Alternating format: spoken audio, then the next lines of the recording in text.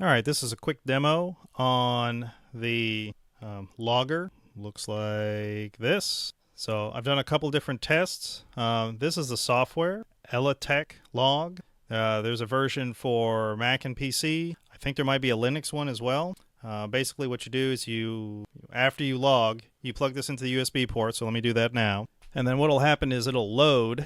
And depending on how much data is in there, it might take a while. So let's give it a little bit of time. There we go, starting to load. So 1,722 data points. What I had it set at 30-second intervals, which I find is a pretty good resolution, depending on what we're looking to capture. The nice thing is at 30-second intervals, you get about 11 days worth of logging. So for most things that we're trying to capture, that's really good resolution and a long log time. Obviously, if you're trying to do something where this thing's going to ship for extended period of time, even if you get one data point per minute, well, that's going to double. So you're looking at 22 to 24 days at one per minute.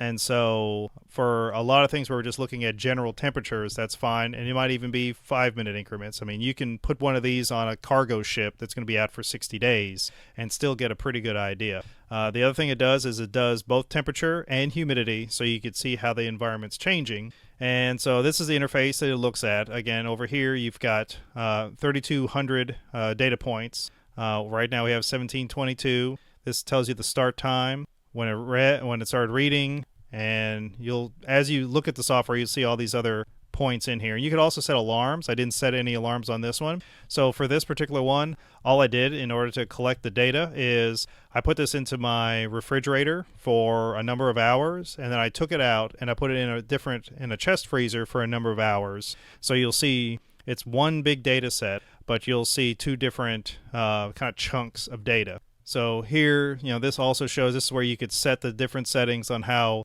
frequently you want it to log and different things like that. And you can set any sort of alarms. So as it goes on or over certain points, you'll be able to see that easier in the graph. So here's the graph. And so what we're looking at here for this first chunk, and let me move this over here. We'll put me in the corner. So I can click here and see. So I took this and I put it in the fridge. And so it went from... And you'll see this scale is auto-adjusting. So it looks like the max on this particular scale is right here when it started. And we're looking at 88.3. Yeah. So this was plugged into my computer. So the sensor itself will warm up when it's plugged in because it's drawing current from USB. So even if the room itself is 78 degrees, it will warm up. But it cools down over time. And you can see this little slope here. So I put this in the fridge. And then what you could see here is the fridge is at 79, there we go, so 39 Fahrenheit, 81% humidity. And so what we're looking at here is every time the fridge turns on, it went here to a peak of 40 degrees, and this most likely is when the compressor kicked on,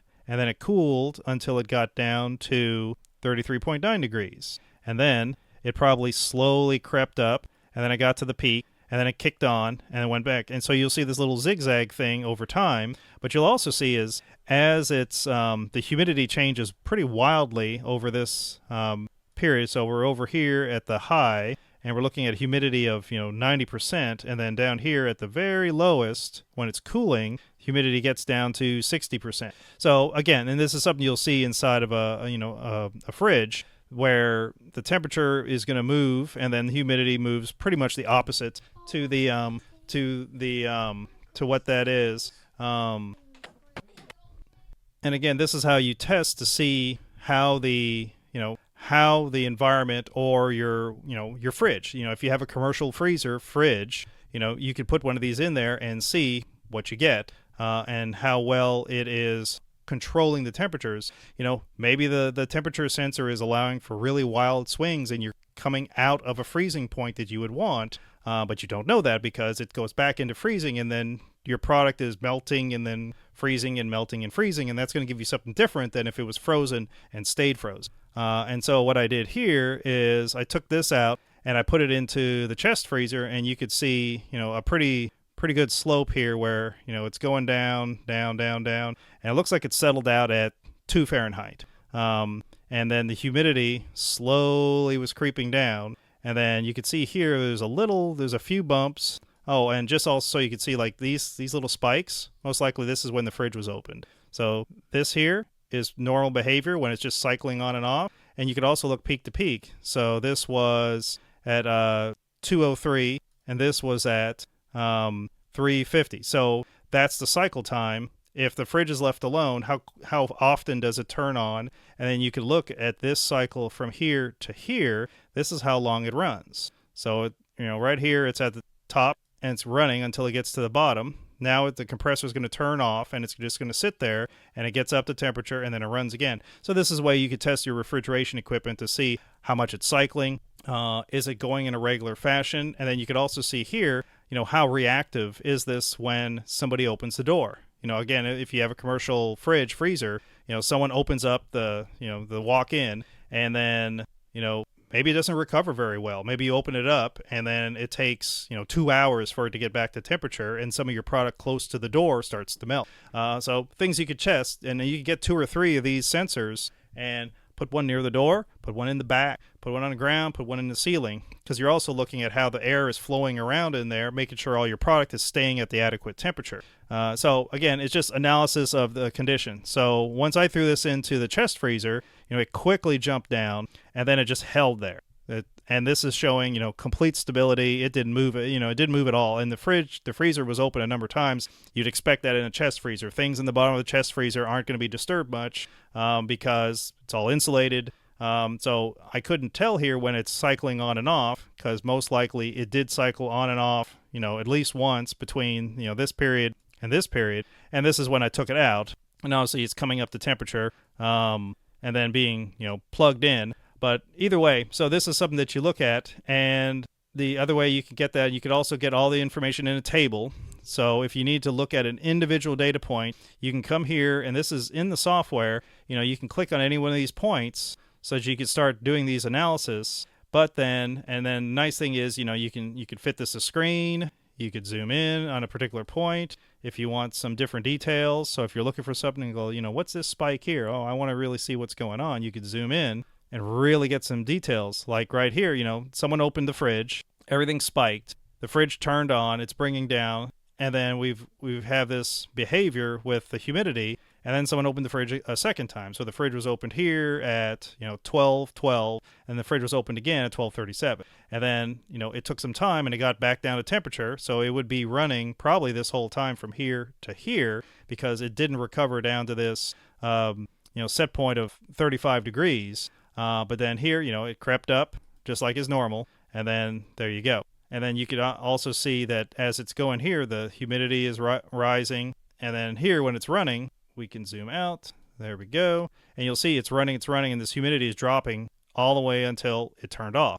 Humidity starts to creep up, and it goes again. And that's, that happens a lot inside a regular fridge where as the coolant is running, it's drawing humidity out of the system. That's what weeps out. That's why it drips out on that. And then as soon as it stops, all the moisture inside there starts to come out again, and it'll settle out to some particular humidity. And here would be the peak, and pretty humid in there, but it's a fridge. It's a humid environment. So the other cool thing you could do is you could export this data. So when you hit export, now you have an option to do it as a PDF, and I'll go ahead and and it gives you the serial number, which is this HM, et cetera, and then it'll finish it off with a 1. You can change that in the parameters, and I'm just going to call this fridge, and then just call it 001, just so it has a version number. And I'm going to save this as a PDF, and then I'm going to export a second time, and this time I'm going to call it fridge, and I'm going to send it out as an Excel. And then I'm going to do it a third time. And it would be nice if you could do this as a single thing, but the software doesn't really do this. And I'm going to do it as this AELT. And I think this is the specific format for this software here that's running, which would allow you in the future to bring it back in so you can look at it in this particular chart. And the nice thing is, all right, so you get a nice data report.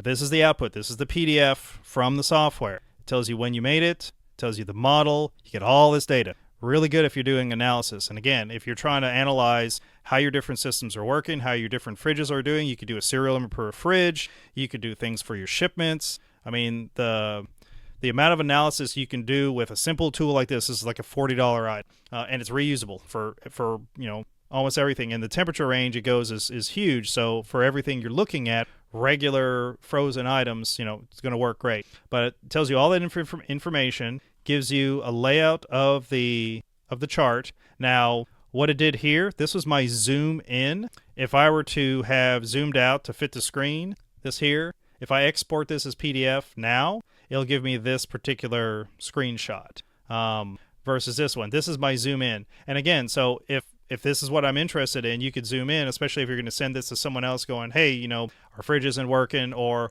we're checking to see if this type of fridge, how it behaves versus this one, and whether it's optimal for our particular product because it's going to have a particular profile on, the melt freeze cycle and how close you can get. And, yours is, water with sugar in it and other sort of things. They have certain parameters that they're fine in, and they have other parameters where they're not fine in. So that's, it's something to look at. And so in here, you got all your data sets. So you get an engineer in here and you can, grab all your data. So every single thing, you've got your timestamp, you've got your Fahrenheit, you've got your humidity. And so there's all your data. And again, if you're looking for a specific thing, you can find it in here. So huge, just data, all the way up to the end time for this particular one running.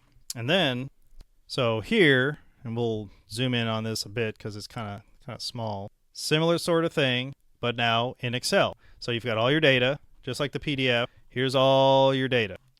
Entry point, timestamp, temperature, humidity. And then there's even a graphic of the curve here. And again, this was snapshotted for the zoom level that you did in the software at the time of exporting. But regardless, you still have the full data here. And you can use this to build your own chart out of it. So this is the curve is more of a graphic. It's not interactive like the one in the software was, but you have all the data here. So you could take this and you could basically recreate your chart just by doing your basic chart, calling this timestamp, calling this Fahrenheit, calling this humidity, and then you can rebuild it. And then you've got as much analysis as you want to do.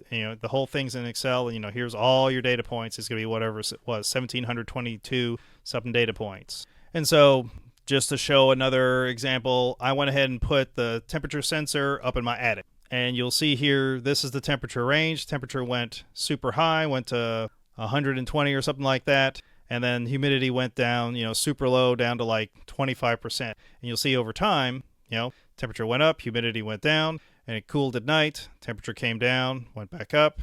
And you'll see this sort of interaction between humidity and the temperature. And so same sort of thing. Everything's logged in there. And it's super easy to get this information out of the system because you have all this information captured, and then you can either leave it in the device and keep logging, or you can reset it all, capture it here, and then you could use it again because you can re-import whatever you had here. So I could, in theory, pull the thing for the attic temperature and then look at it here and then grab another snapshot. So same thing you can do. So if you're testing, in the case that we were talking about where we're looking at a new type of coolant that we're going to put inside the box, take one of these sensors, put it in the box with some of your product, put one outside the box, just set it on top the outside in the warehouse environment, both of them, you timestamp them so they're synced at the same time. You start both of them, and then you could sync them with each other. Then you take the data set for one, the data set for the other. You put them in the same chart, and you can see, all right, here's my ambient temperature and humidity going out over time, and then here's what's happening internally. And you can go, okay, well, my temperature held at this particular temperature at an ambient environment of, if we're talking about at the EP warehouse, it could be 100 degrees easily in there. It might be 120 degrees.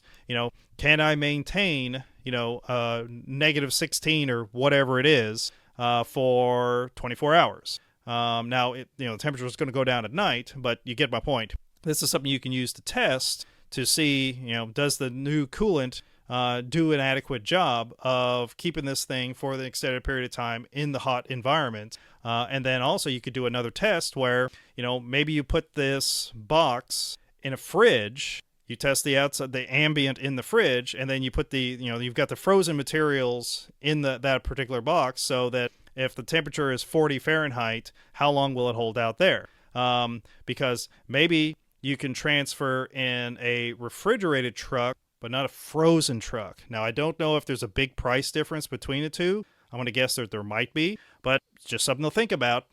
Can you protect this with different frozen stuff, how it's packed, and it can make it 72 or longer hours in a reefer truck instead of one that's a super cold frozen truck. But that'll be up to you to test to see, is there a cost difference between the two? I'm not sure, but I would think that it would be harder to be frozen than it would for it to be cold. So something to look at. And again, looking at different different events and things you're running at. Maybe you don't need to bring a whole freezer with you, or maybe you can hold more by putting it in a different thing. So it's not just shipping instances, it's other stuff, but also like you were saying about the dry ice situation, there's so many pounds of the dry ice that you need to put in. So you're shipping pounds and pounds, 10 pounds is just the dry ice, and that lasts X amount of time, well, maybe the cost of the individual block, basically selling people the block might end up costing less with the shipping if I'm only doing 5 pounds of coolant,